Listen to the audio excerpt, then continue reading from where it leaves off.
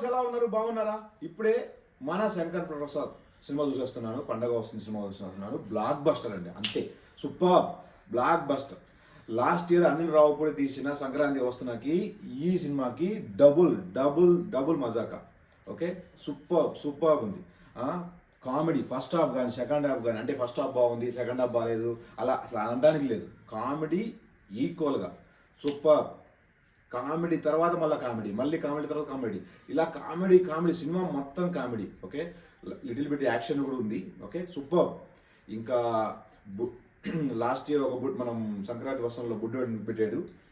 ఈ సినిమాలో కూడా ఆ బుడ్డోడు ఉంటాడు. అబ్బా కడుపు పగిలిపోద్ది. అబ్బా వాడుతోని వచ్చే కామెడీ అయితే కడుపు పగిలిపోద్ది. అదే కాదు, సినిమా మొత్తం కూడా సూపర్గా తీశాడు.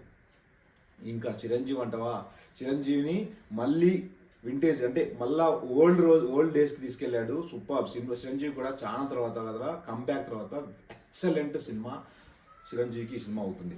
ఇక వెంకటేష్ ఎంటర్ అయ్యాక కూడా అప్పటిదాకా ఒకలాగా వెంకటేష్ అలా ఏం లేదు, అంత ఈక్వల్గా వెంకటేష్ వచ్చాక కూడా సూపర్ ఉంది.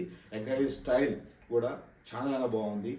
ఇక లాస్ట్లో క్లైమాక్స్ కూడా చాలా బాగా తీశాడు. సూపర్. ఎంటైర్గా చెప్పాల్సింది ఏంటంటే సినిమా బొమ్మ బ్లాక్ బస్టర్.